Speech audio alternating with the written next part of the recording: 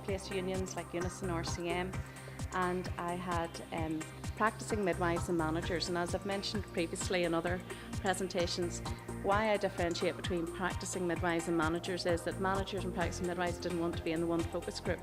So I had to differentiate them in that way. Managers didn't want to speak in front of midwives, and midwives didn't want to speak in front of managers. So it was very interesting. And then really one of the important things that that focus group did for me, I basically presented the findings, a synopsis of the findings of my concept analysis. I presented the focus groups with my definition, the antecedents, the consequences, all the key elements that came out of my concept analysis. I gave them, let them have an opportunity to have a look at the model of bullying that I had come up with, and an example for them to look at to see whether it actually meant something to them, whether I was basing this in some sort of academic bubble or whether it actually meant something in practice. And thankfully they were able to confirm and validate those findings. So moving then to context, and I've mentioned a little bit about this, about the fact that it is so important to keep your research and the development of your instrument, to keep in mind where your instrument is going to end up, who is going to be answering the questions or using the instrument, and who you're going to be collecting your data from. So it was very important to continually think about the context of midwifery, and as I've said, it was very useful to have midwifery colleagues from practice and academia confirming what I was doing as I went along. So therefore, when I started to design my questionnaire, I could feel relatively confident as you can, that the questions that I was developing were based not only on the information that I brought from the literature route I'd come across, the other questionnaires that others experienced researchers had used, but I also then was using my concept analysis to frame those questions, and that had been validated and confirmed by my midwifery colleagues from practice. And it therefore was in terminology that they understood that meant something to them as midwives. And the questions, as I said, had to be cross-referenced, and I mean that takes quite a bit of work.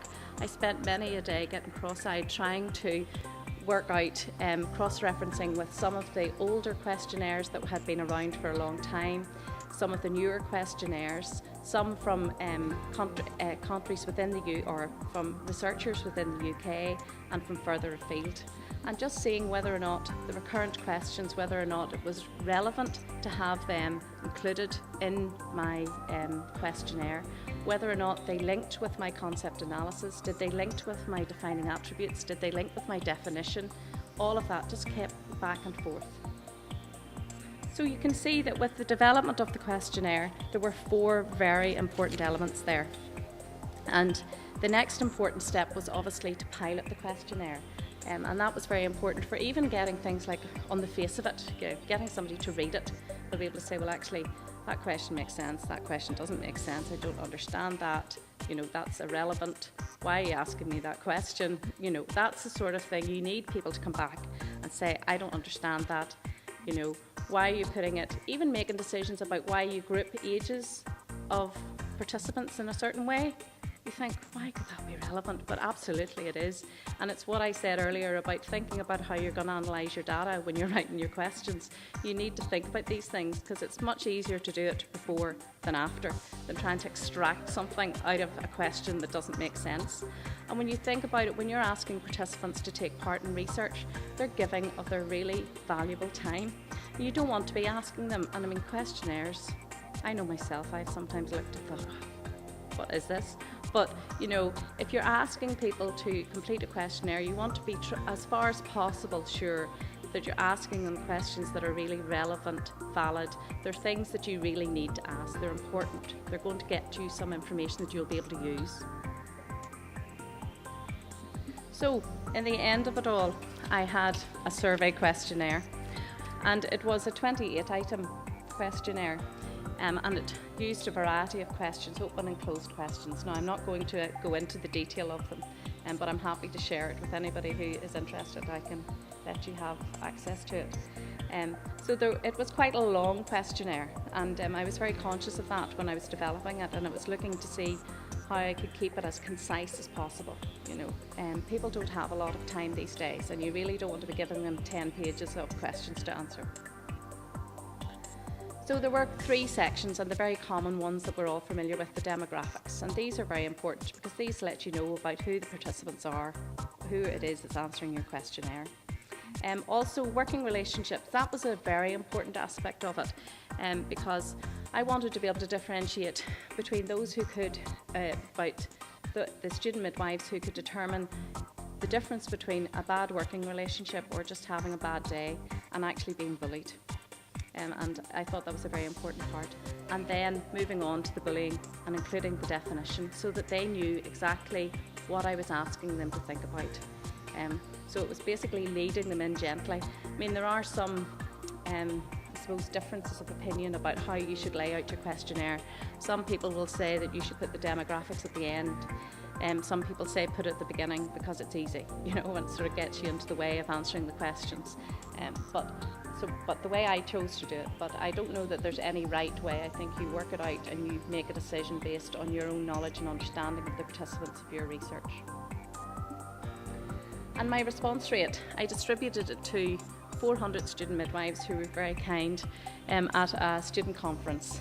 And of those 400, 164 responded, which was great. I was really pleased with that, particularly considering the topic, considering it was a 28-item questionnaire.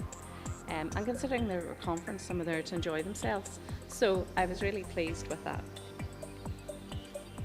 I think one of the important things as well, if you think about the way that your questionnaire is laid out, I found it was important to, if you think about your content ability, even good signposting in your questionnaire.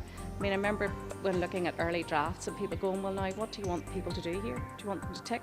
What if that question's not relevant? Where do they go? It's about making sure that right throughout your questionnaire, you're not wasting people's time.